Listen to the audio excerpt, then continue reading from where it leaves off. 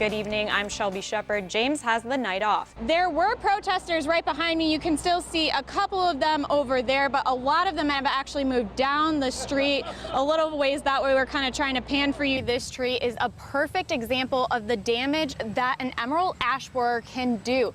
Dead tree branches are a telltale sign that your tree is infected, as are these green stalks. Now, another way that you can tell are these small D-shaped holes. This is where the bug comes out of. And the city of Davenport says the best solution to this problem is simply cutting down all of these ash trees. We have asked several people what's happening, and all they can tell us is that they have voted. There are a lot of people at the Scott County Administrative Building right now waiting in line to cast their vote. We are following breaking news out of Canada. Police in Quebec City are reporting fatalities in a shooting at a mosque. But all of those fans, if you take a look behind me, you can see are heading out right now. Dozens of teachers are inside this building right now hearing a tentative agreement bargained last night. It happened during a nearly 2.5-hour meeting between representatives of East Moline School Board and EMEA. You can see all the rust on these two tanks right here, and these are just 2 of the 3 tanks that provide water to the entire zoo. With a lecture space right here and a kitchen just feet away, instructors say this iconic building is the perfect space. You can see off in the distance behind me, that is the Quad Cities Exelon plant. It's as easy as putting right in this box.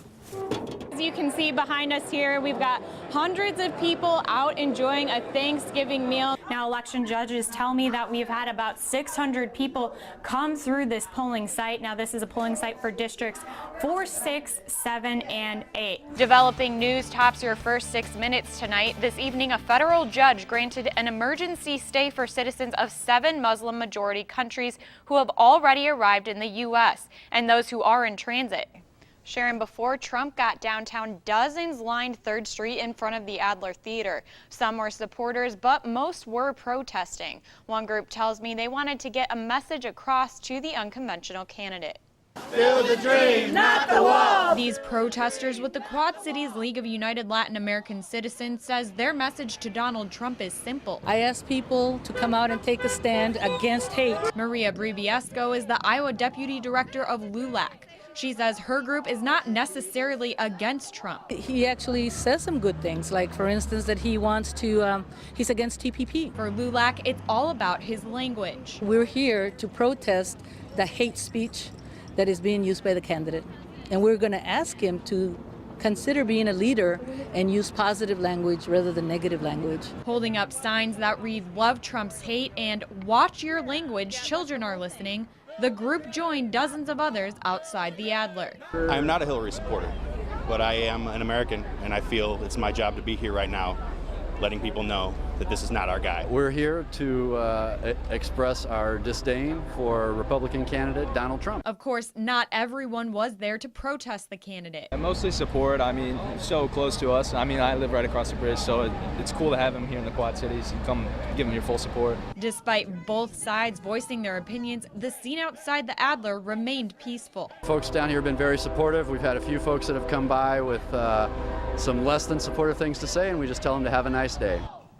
Gary, it's not Wrigley and it's not Chicago, but tonight as some in the Windy City empty their pockets to enjoy the World Series, one Cubs fan traveled here to the QCA for what she says is the ultimate Cubs World Series experience. I didn't think that I would ever see the day. It's a day 97-year-old Marion Moore has been waiting for decades. I've always been a Cub fan as long as I can remember. And now that the Cubs are finally seeing their World Series spotlight, Hooray, Cubs. Moore is happy he can share his joy with someone close to his heart. And of course, when Jan comes out from Chicago, just especially to be here so we can enjoy a Cub game tonight. The East Moline man's daughter, Janice Bouchard, has been a Chicagoan for 3 decades. But this weekend, she's cheering on the Cubs from right here in the QCA.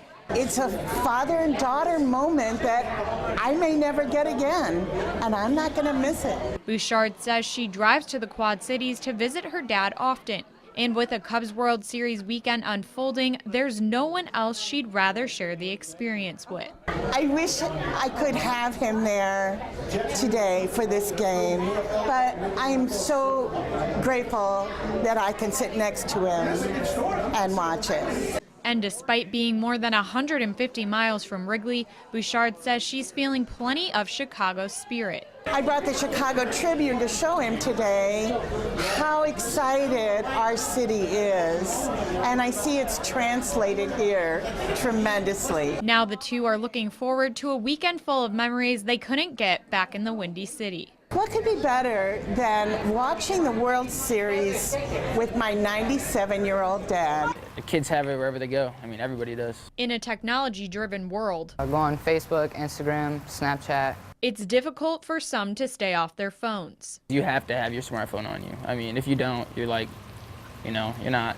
onto the web or the internet or anything. You're totally lost. Under current Iowa law, any driver under 18 is banned from using cell phones. But Davenport teens say that doesn't stop some from doing it anyway. It's the culture nowadays. I mean, multitasking is becoming a big thing. The Iowa Senate is discussing making texting and driving a primary offense for all drivers, meaning an officer can pull you over if they catch you in the act. You're going to see people continuously on their phone. Owner of 4A Driving, Steve Verdon, isn't convinced a stricter law will make a difference. We can put all the laws in the book, but back to the education. And teens who are already under a stricter law agree. It's one of those things, you put something in place and it's going to shut down for a little bit and then it's going to rise back up again. Verdon says that's why he focuses on trying to change the constant need for a device. These kids they live with it. And we try to separate it. Verdon says he doesn't allow students to have cell phones on them if they're in the driver's seat. There's no temptation, there's no vibration, there's no messages, there's no notifications coming. He also separates students from their phones when a guest speaker comes in. Many often there to talk about the dangers of cell phones and driving. We have 4 different lecturers come in and they all talk about it. This as laws and curriculum catch up to a world some say is dominated by a handheld device. People probably don't even think that they're on their phone because it's like attached to them.